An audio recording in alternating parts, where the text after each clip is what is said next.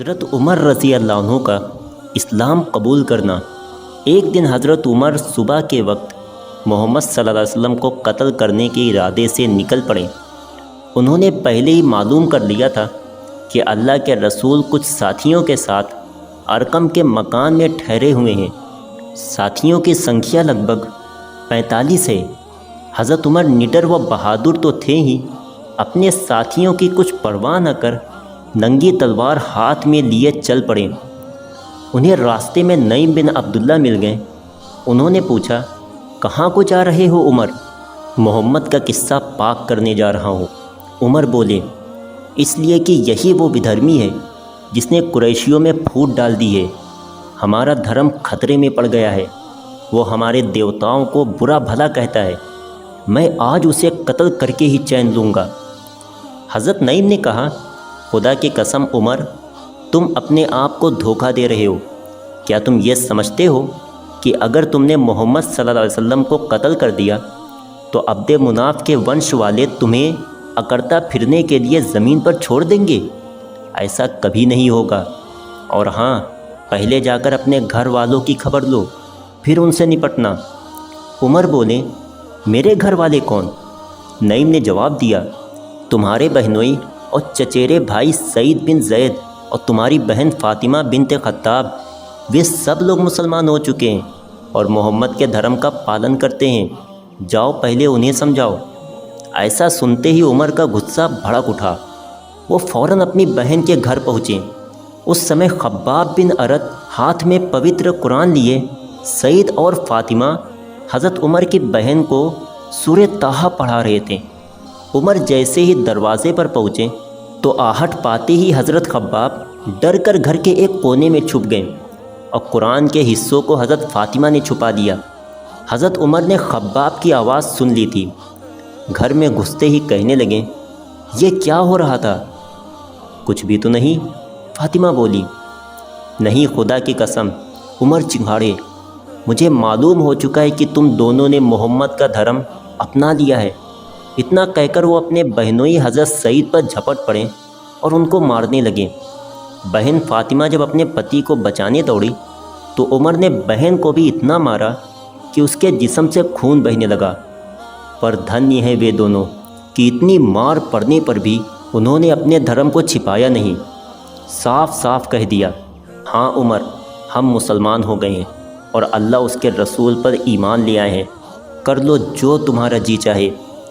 عمر جیسا بہادر انسان ان کی ہمت پر چکت رہ گیا اور ایک بار پھر سوچنے لگا، آخر محمد صلی اللہ علیہ وسلم اپنے انویائیوں میں کیا جادو بھر دیتے ہیں اور اسلام میں وہ کیا آکرشن ہے کہ سہج کے لوگ اس اور کھینچے چلے جاتے ہیں۔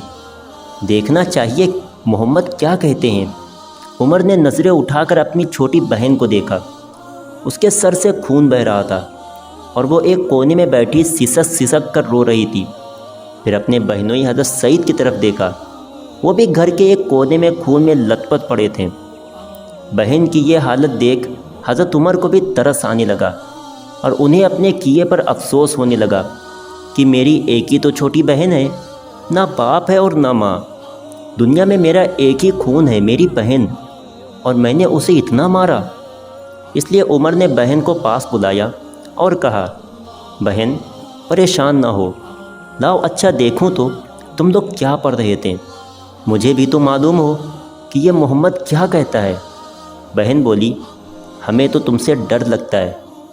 ڈرو نہیں بہن، میں تمہارا بھائی ہوں۔ اور پھر حضرت عمر نے دیوتاؤں کی قسم کھائی کہ قرآن دیکھ کر واپس کر دوں گا۔ حضرت فاطمہ نے قرآن دے دیا، پڑھا تو مون رہ گئے۔ کتنی اچ اور دیویہ وانی ہے۔ عمر سوچنے لگے کہ محمد سچے ہیں۔ آج تک انہوں نے اپنے لیے بھی ایک شبد جھوٹ نہیں کہا، تو وہ جھوٹ ہی اس دیویہ وانی کا سمبند جگ کے پالن ہار سے کیسے جوڑ دیں گے؟ محمد سچے ہیں، وہ کبھی جھوٹ نہیں بول سکتے۔ یہ کتاب قرآن بھی سچی اور اس کی باتیں بھی سچی ہیں۔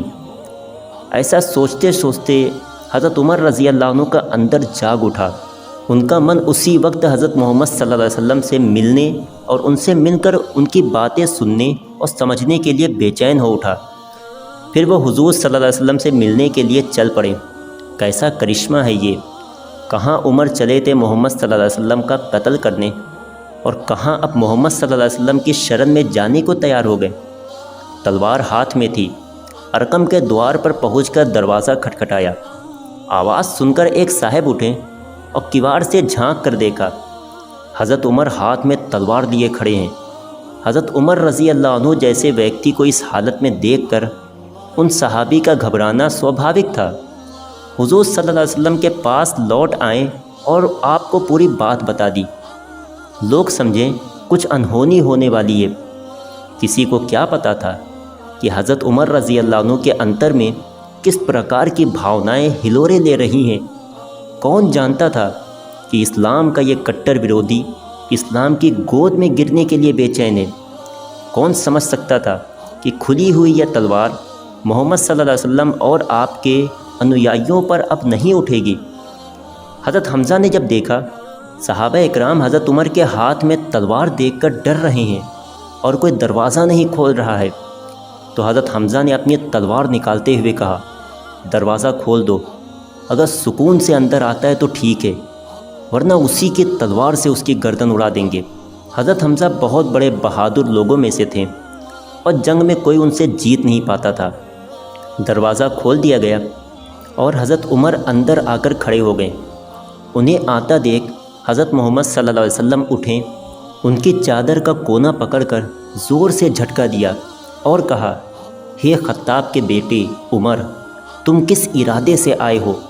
اللہ کی قسم، اگر تم نے منمانی کی تو اللہ کا غضب تم پر آ جائے گا۔ حضرت عمر رضی اللہ عنہ پربھاوت ہوئے بنا نہ رہیں اور کہا، ہے اللہ کے رسول، میں صرف اس لیے حاضر ہوا ہوں کہ اللہ اس کے رسول اور اس کی وحی پرکاشنا پر ایمان لے آؤ۔ اللہ کے رسول صلی اللہ علیہ وسلم کا چہرہ خوشی سے کھل اٹھا، بے اختیار پکار اٹھیں، اللہ اکبر، اور پھر پورے مکہ میں اللہ اکبر کی آواز گونج اٹھی۔ صحابہ اکرام حضرت عمر کے اسلام لانے سے بہت خوش ہوئے، کیونکہ ابھی تک صحابہ اکرام چھپ چھپ کر نمازیں پڑھا کرتے تھے۔ جب نماز کا وقت ہوا تو حضرت عمر کھڑے ہو گئے اور کہا کہ اے اللہ کے رسول، آج ہم سب مسلمان کعبہ میں چل کر نماز پڑھیں گے۔ یہ سن کر صحابہ اکرام کی خوشی کا ٹھکانہ نہ رہا اور سب کعبے کی طرف چل دیے۔ حضرت عمر آگے آگے تلوار لیے چل رہے تھے۔ کعبے میں پہنچ کر سارے لوگ نماز پڑھنے کے لیے کھڑے ہو گئے اور حضرت عمر اپنی تلوار ہاتھ میں لے کر پیچھے کی طرف کھڑے ہو گئے اور مکہ والوں سے کہا، اے مکہ والو، جس کو اپنے بچوں کو یتیم اور اپنی بیوی کو بیوہ کرنا ہو تو آئے عمر کا مقابلہ کرے۔ خدا کی قسم، جو بھی کسی مسلمان کو ہاتھ لگائے گا میں اس کی گردن اڑا دوں گا۔